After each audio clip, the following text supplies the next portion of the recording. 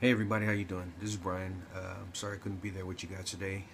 As you can see, I'm in my home right now. I'm more in my room. At any rate, I couldn't be there today because some personal stuff has come up over the last week, and it's not enabling me to be there. But I still wanted to participate, and for that, I ask that you have a little patience with me while I take about 2 minutes of your time. Anyway, I wanted to discuss my part in our textbook reading in regards to the third part, chapter 8, which has to do with embodied, spiritual, and narrative learning. Now, the first part of that is the actual embodied learning, or you can call it somatic learning too, which is essentially learning from the body. What I mean by that is when you have like a gut feeling, or that feeling that you have when somebody says something that offends you, or if you're scared about something, those kind of things stick with you. It makes you remember those things, so when you see it again, you know how to react, you know what your body is going to do. I like to refer to a story of mine. It's kind of a funny story, and it's kind of a weird story at that, but at any rate, it had to do with my one and only time trying marijuana. Long story short, I never wanted to. Friends talked me into it. I have some very persuasive friends, but at any rate, friends talked me into doing it. And after just taking one hit, I guess you could say, higher than anything that I just was high as heck. And I had to ride two different buses to get from my friend's house in Rainier Beach, South Seattle, over to West Seattle.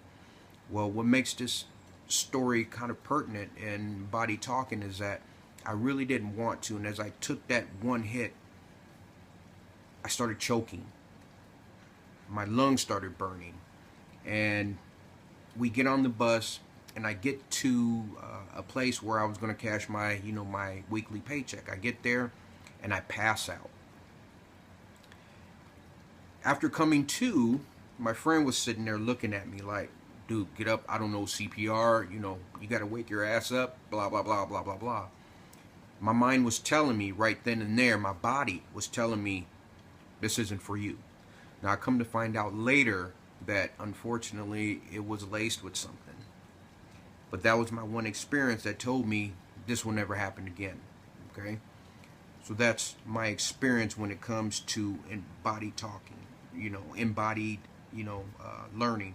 Another one that I think everybody in the classroom is either in the military or previously, so they can relate to this, is, those nights hitting ports, or even going out in town and getting drunk, and you're about to throw up, but you continue to drink. That's one of the things that the textbook says is reclaiming your body, or rejection of the body, I should say. Your body's rejecting the very thing that you're doing there. So reclaiming it would just be essentially stop doing it. At any rate, the second part to that, spiritual learning. With that one is a funny one because, well, when a lot of people think of spiritual, they think of religious. When I think of spiritual, I think of something that makes you feel at peace. My example to that would be, every Saturday I like to take the family to the gym. After we get through working out, the kids, they go do their swimming. I usually go into the sauna and into the steam room. That gives me, I spend like 15, 20 minutes in there every time, every pop, because it allows me to get in there, think. My head is clear. It allows me to think about things, and I feel at peace when I'm there. To me, that's spiritual. A lot of people may have different aspects in it, but when they say spiritual learning, you're learning something new about yourself. Your habits, your things that you do like that. And the next one is narrative learning. Narrative learning essentially means storytelling. The telling of a story. At the end of this video here, I'm going to ask one of my classmates to play a tape that kind of summarizes narrative learning, and it also kind of covers embodied and spiritual, because the family in this is very strong, very what's the word I'm looking for? It's very close knit family that has a lot of love, which you'll see, and it's actually kind of funny. It's a clip from the Cosby Show. I know, with everything going on, I know that's probably the last thing that you guys want to see. But at any rate, I think it kind of goes really good with narrative learning and embodied learning and a little bit of spiritual learning.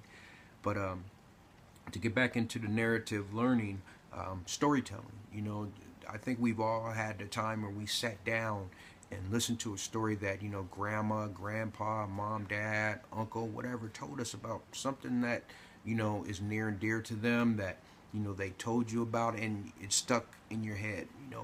I remember a lot of things that my mother used to tell me. She used to tell me all these stories of her brothers and, her friends and some of her enemies. And she sat down with me one day and she told me the story of, her getting into a fight with one of her, girlfriends. And of course, it was over a guy. Now, it wasn't an issue of, one was messing around with the other. It's just that my mother didn't want to hear what my friend had to say about the guy that my mother wanted to, have a fling with, whatever the hell you want to call it.